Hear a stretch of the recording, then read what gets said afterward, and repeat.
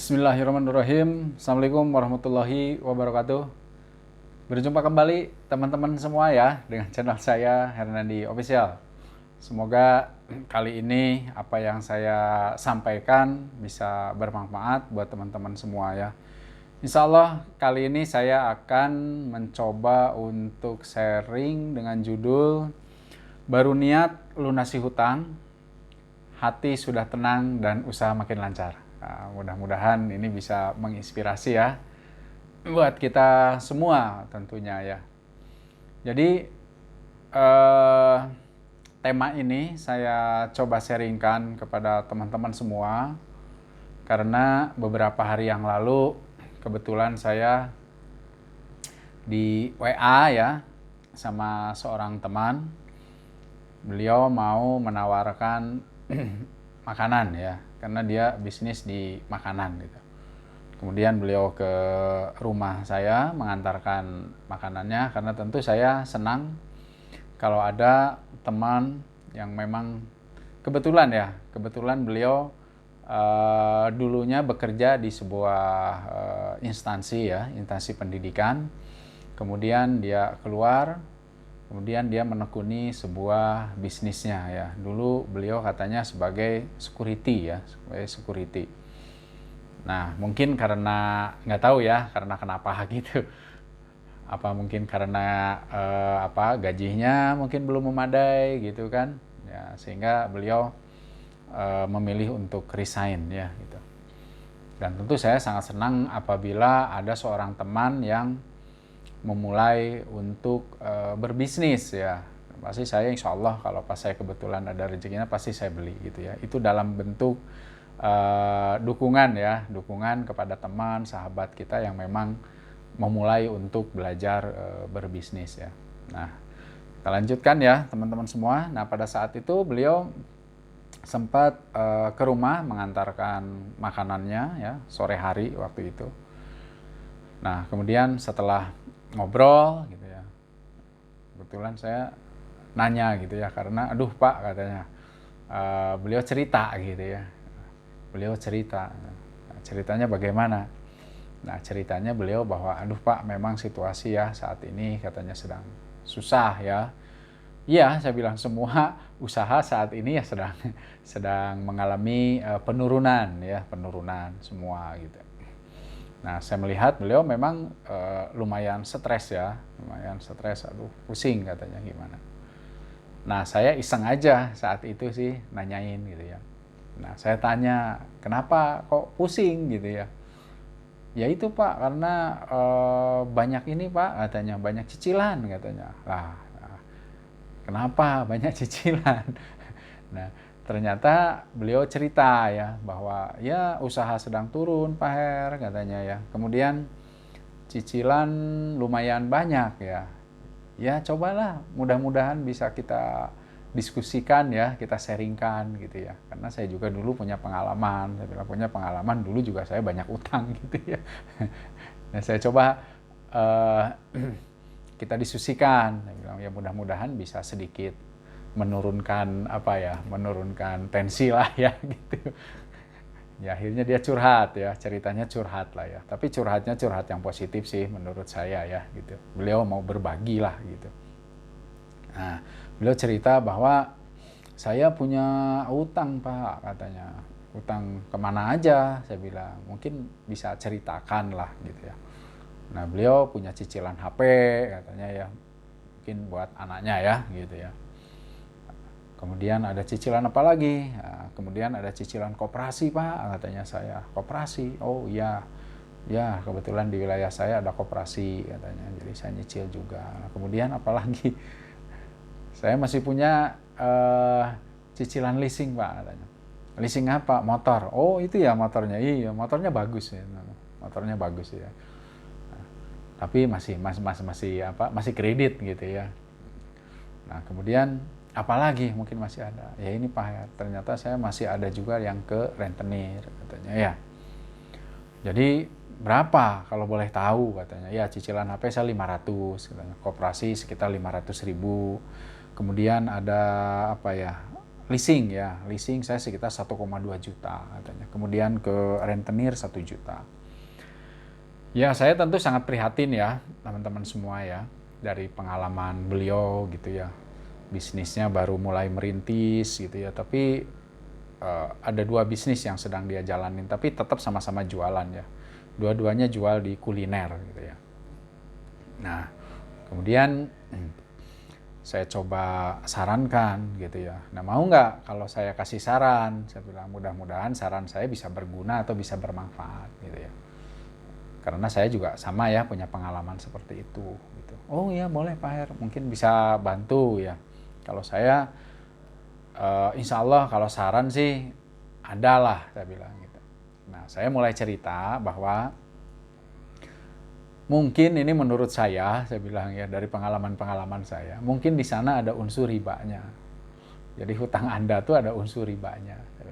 Coba saya tanya, koperasi itu kira-kira ada bunganya? Nggak ada Pak, katanya. Oh iya. Kemudian leasing udah jelas lah ya ada bunganya gitu kan. Apalagi rentenir gitu ya udah jelas. Nah kalau boleh saya sarankan, gimana kalau kamu, saya bilang, berniat mulai dari sekarang tidak lagi untuk membuat utang riba lagi. Karena dulu saya juga sempat terjerat di sana gitu ya. Dan tentu itu sangat-sangat menguras waktu gitu ya. Waktu saya dulu, saya bilang ya, itu sangat-sangat apa ya. Ya waktu itu rasanya sangat cepat gitu kan ya. Jadi kalau malam susah tidur gitu ya. Kalau siang yang dilihat adalah tanggal jatuh tempo gitu ya. Karena ada beberapa piutang waktu itu ke bank gitu ya. Nah ini persis sama nih ininya Pak, pengalamannya. Oh iya Pak Her mungkin ya katanya. Ya cobalah, ini saya bukan menggurui, saya bilang ya. Tapi boleh dicobalah, saya kira. Mau nggak kira-kira kamu tidak lagi berhubungan dengan piutang yang ada ribanya? Ya mungkin kalau mau apa itu riba dan sebagainya, saya tidak punya kapasitas, saya bilang ya, karena saya bukan ustadz gitu. Mungkin Anda boleh tanya nanti ya ke ustadz-ustadz di sana, di tempat Anda. Saya bilang gitu. Cuma yang saya tahu sih sedikit tahu gitu, bahwa utang riba itu ujung-ujungnya akan merusak. Ya, lambat laun gitu akan merusak kita. Gitu. Usaha kita tuh akan hancur lah ya. Gitu. Jadi bisa dicek, saya bilang. Silahkan kalau di Al-Quran itu ada di Al-Baqarah 275 sampai 280 ya. Itu semua membicarakan tentang bahayanya riba. Gitu ya. Salah satunya misalnya bahwa Allah itu menghalalkan jual beli dan mengharamkan riba. Gitu ya. Kemudian di ayat-ayat berikutnya menyatakan bahwa kalau kita masih berani untuk main-main dengan riba atau apa ya, atau masih punya utang yang berupa riba gitu, maka Nabi dan Allah menyatakan perang sama kita. Itu sih yang saya tahu gitu ya, sedikit yang saya tahu lah ya gitu. Ya cobalah nanti dipelajari. Akhirnya dia merenung ya, oh mungkin juga ya Pak Her, saya bilang. Karena memang semenjak saya pinjam ini, pinjam itu, gali lubang tutup lubang, hati saya nggak tenang katanya gitu kan. Usaha saya pun susah. Gitu. Ya oke, saya bilang cobalah ya, tapi syaratnya adalah harus sepakat sama pasangan Anda. Harus satu visi sama pasangan Anda. Jadi Anda nanti pulang ke rumah, coba bicara dengan istri gitu kan, sepakat nggak kalau kita stop yang namanya urusan piutang yang berbau riba. Gitu ya. Nah kalau yang sudah gimana? Nah, kalau yang sudah itu ya tentu ada apa ya? Ada beberapa cara ya yang bisa dilakukan.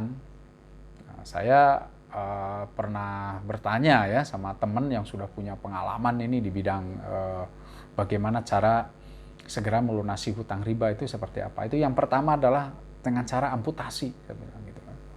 Amputasi itu apa? Ya semua yang kita punya, misalnya HP ya, Kita punya hutang HP tapi berbau riba misal ya gitu. Ya udah, HP-nya dijual, sisa piutangnya berapa lunasi.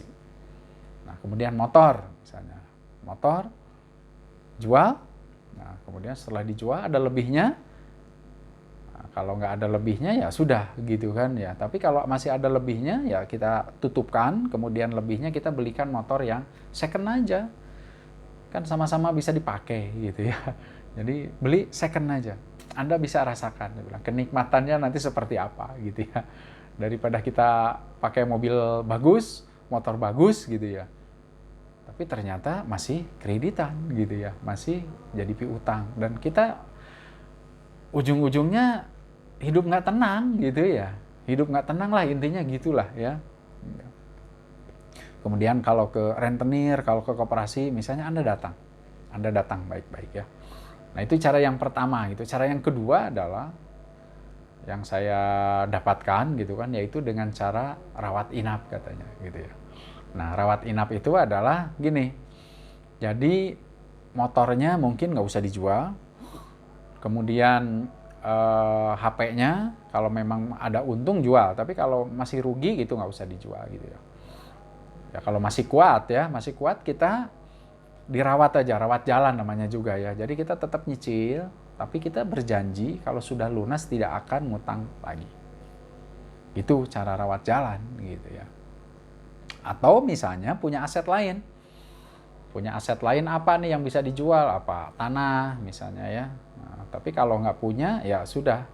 Kita seperti yang tadi saya sarankan aja gitu ya. Jadi misalnya motornya yang bisa dijual, kalau ada lebih ya kita belikan motor yang second gitu ya. Nah, kalau ke rentenir ya tentu dengan cara yang ini, jadi cara rawat jalan ya gitu. Karena kalau ke rentenir itu kan biasanya lumayan kejam juga gitu ya. Jadi kita datang baik-baik. Sebelum dia datang ke rumah kita ya, kita yang datangi ke rumahnya mereka gitu. Itu yang disebut dengan cara rawat jalan gitu ya. Karena apa? Karena hutang riba itu ya. Menurut sebagian orang nih banyak pengalaman-pengalaman gitu kan ya. Ya mungkin termasuk saya juga dulu gitu ya. Bahwa katanya kalau malam kita gelisah, kalau siang kita terhina. Karena apa? Coba dibayangin kalau kita lagi ada tamu gitu kan ya. Kemudian datang debt collector ke rumah atau mungkin dari bank ke rumah gitu ya, nagih sama kita, kan mungkin kita malu gitu ya. Nah itu ya, jadi saya coba diajak diskusi seperti itu gitu ya. Dan ini tentu pengalaman-pengalaman dari teman-teman kita gitu ya, termasuk saya sendiri juga dulu begitu, saya merasakan banget gitu kan ya, bahwa kalau siang itu yang dilihat tanggal gitu, oh tanggal berapa, oh tanggal sekian ya, ini uangnya baru ada segini gitu, wah cari lagi, ngejar lagi dan seterusnya gitu. Jadi hidup ini ya hanya untuk membayar utang aja jadinya ya, tidak bisa kita nikmati gitu hasil jerih payah kita selama ini dari bisnis kita. Nah, kemudian ya udah oke Pak Her, insya Allah Pak Her, pokoknya saya akan coba ikuti sarannya Pak Her. Dia pulang, kemudian malam-malam dia telepon saya. Pak Her, alhamdulillah ini saya udah berazam sama istri, dan istri alhamdulillah sudah niat untuk melunasi hutang-hutangnya dan tidak akan ngutang lagi. Ya alhamdulillah. Terus gimana Pak? Aduh alhamdulillah Pak Her. Hati saya sudah merasa tenang dan saya merasa hutang saya sudah serasa lunas semua katanya. Jadi nggak stres lagi ya? Enggak Pak Her katanya, alhamdulillah nih. Nah itu teman-teman ya, kekuatan daripada kita niat, ini baru niat aja kita ingin melunasi hutang-hutang kita yang khususnya adalah hutang-hutang yang riba. Allah memberikan ketenangan batin kepada teman saya ya. Dan dia merasa tenang, merasa tidak stres lagi. Dan nanti besok katanya saya akan mendatangi rentenir dan besok saya akan mendatangi ke koperasi katanya. Bahwa saya belum bisa membayar hutang dan mohon penundaan katanya ya. Dan motor mereka akan segera carikan pembelinya, saya akan jual aja motornya dan saya akan beli nanti yang second gitu. Oke, saya kira itu teman-teman, karena ini alhamdulillah ya azan sudah memanggil. Ini sudah mau sholat Isya ya di tempat kami saat ini karena ini malam gitu. Jadi kita sudahi aja, alhamdulillah tepat waktu ya.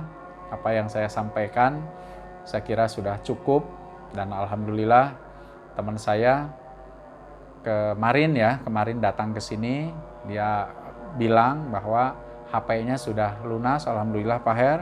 Usaha saya makin lancar, pesanan sampai ada 2000 pieces katanya dia pesen. Ya Allah, saya sampai merinding lah ya saya dengernya saat kemarin dia ke rumah saya sini. Alhamdulillah ada yang pesen 2000 pieces, jualan saya laku Pak Her, dan saya bisa menutupi ke HP, alhamdulillah sudah katanya. Kemudian ke rentenir juga sudah dibayar setengah, sehingga nanti tinggal setengahnya lagi.